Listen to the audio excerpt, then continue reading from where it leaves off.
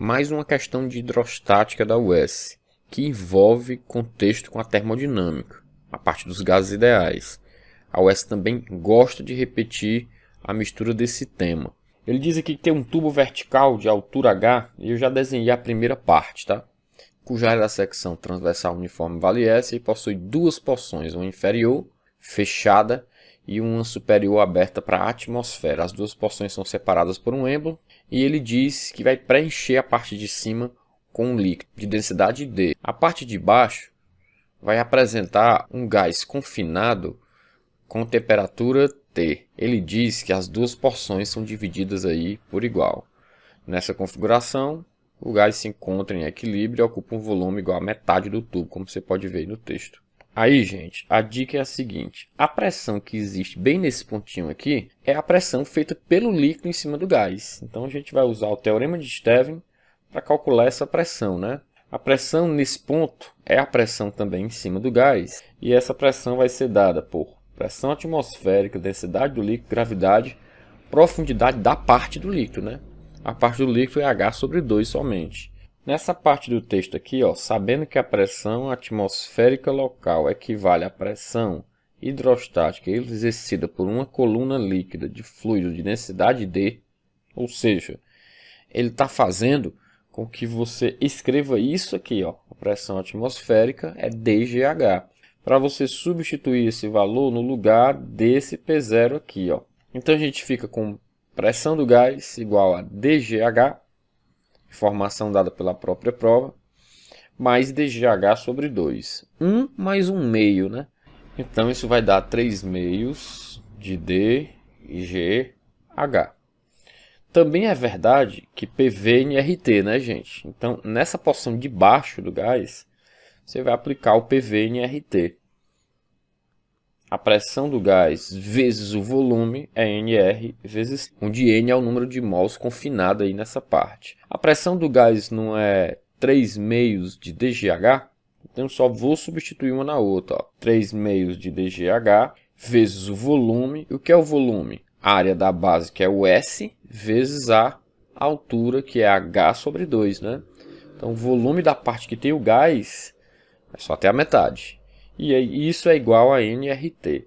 Essa é uma equação que nós vamos precisar, porque a UES pede para comparar duas temperaturas. Então, isolando aqui direitinho, né, esse nRT, ele vai ficar igual a 3 vezes D vezes G vezes H ao quadrado, dividido por 4. Né? Finalmente, aí a gente tem a expressão do nRT. Deixa esse valor aí para a gente usar depois. Segunda parte do desenho, mais uma questão de hidrostática da UES, que envolve contexto com a termodinâmica, a parte dos gases ideais. A UES também gosta de repetir a mistura desse tema. Ele diz aqui que tem um tubo vertical de altura H, e eu já desenhei a primeira parte, tá? Cuja área da secção transversal uniforme vale S, cuja área da secção transversal uniforme vale S e possui duas porções, uma inferior, fechada, e uma superior aberta para a atmosfera. As duas porções são separadas por um êmbolo, e ele diz que vai preencher a parte de cima com um líquido, né?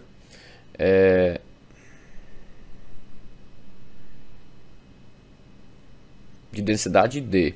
A parte de baixo vai apresentar um gás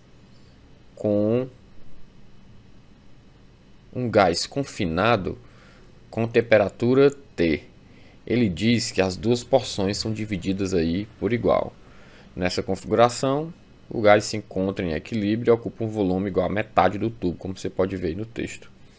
Posteriormente, aí, gente, o que é que a gente já pode fazer? Calcular a pressão a que esse gás está submetido, né? Essa pressão vai ser igual a teorema de Stevin, né? Vai ser igual a pressão atmosférica mais densidade do líquido, profundidade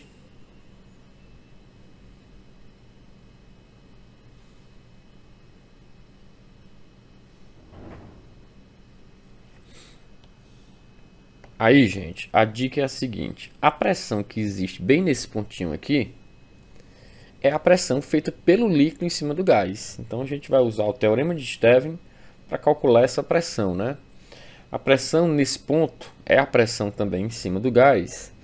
E essa pressão vai ser dada por pressão atmosférica, densidade do líquido, gravidade, profundidade da parte do líquido, né? A parte do líquido é H/2 somente. A questão disso no texto também que... Deixa eu ver onde foi, né? Nessa parte aqui, ó. Deixa eu ver se isso não tá lá na frente, né? Não tá não.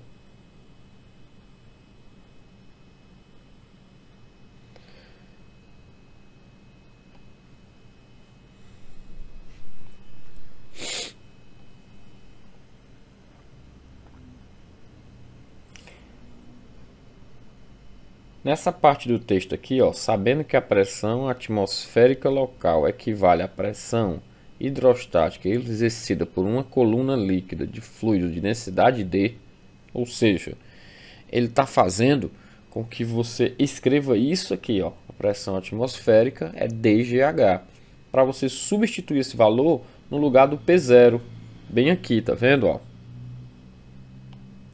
Para você substituir esse valor no lugar desse, vixe, meu irmão, para você substituir esse valor no lugar desse P0 aqui, ó, certo? Então a gente fica com pressão do gás igual a DGH, informação dada pela própria prova, mais DGH sobre 2. 1 mais 1 meio, né? 1 mais 1 meio dá quanto? 3 meios, né? Então isso vai ser 3 meios de DGH.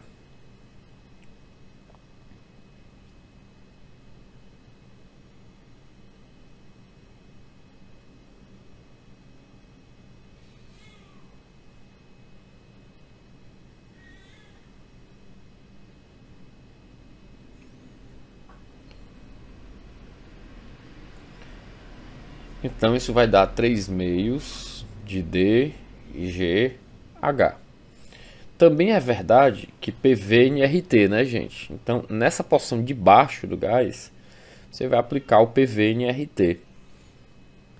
A pressão do gás vezes o volume é NR vezes T, onde N é o número de mols confinado aí nessa parte.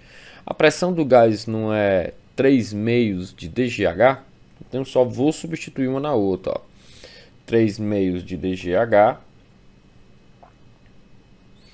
vezes o volume. O que é o volume? A área da base, que é o S, vezes a altura, que é H/2, né? Então o volume da parte que tem o gás é só até a metade. E isso é igual a nRT. Então isolando aqui direitinho, né? Esse nRT, ele vai ficar igual a 3 vezes D vezes G vezes H ao quadrado dividido por 4, né? Finalmente aí a gente tem a expressão do nRT. Deixa esse valor aí para a gente usar depois. Segunda parte do desenho. Aí no segundo momento aqui, gente, ele fala assim, ó, posteriormente, o gás na porção inferior é aquecido até uma temperatura T' superior a T, tal que, atingido o equilíbrio, metade do volume do fluido presente na porção superior extravasa. A pressão do gás nesse ponto vai depender dessa profundidade. E essa profundidade ela é H sobre 4. Então, a pressão do gás nesse ponto é dada pela pressão atmosférica, que multiplica DGH sobre 4. Lembrando que a atmosférica é DGH. Então, a soma ficaria 5/4 de DGH.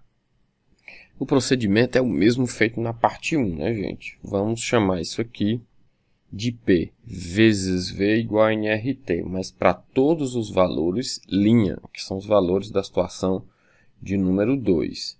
Lembrando que essa pressão aqui é a pressão do gás, então ela é os 5/4 de DGH. O valor de P' é a pressão do gás no final, que é essa que está aqui em cima, 5/4 de dGH. O volume V' é o volume do gás na situação final, que vai ser área da base vezes a altura. Por que que ficou S vezes 3/4 de H? A altura é H sobre 4 da peça, mas o que sobrou aqui da peça é 3/4 de H, mas o que sobrou aqui da peça é 3H sobre 4, que é a parte que tem o gás. Então, por isso que fica a área da base vezes o 3/4 de H. Mas o que sobrou aqui da peça é 3/4 de H. Por isso que fica a área da base vezes a altura, S vezes 3/4 de H na parte do volume. E, finalmente, isso é igual a NR_T'.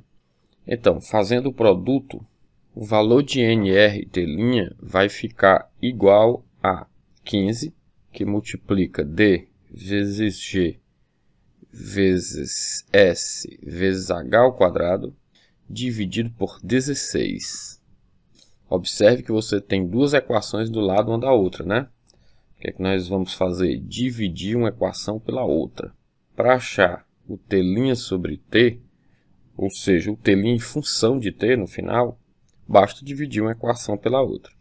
Então, pega a equação do NR_T' e multiplica pelo inverso da equação do NR_T. Então, multiplicando aqui pelo inverso, fica 4 dividido por 3dGSH ao quadrado. Esse dGSH ao quadrado, perfeitamente aí cancelável, como você está vendo, né?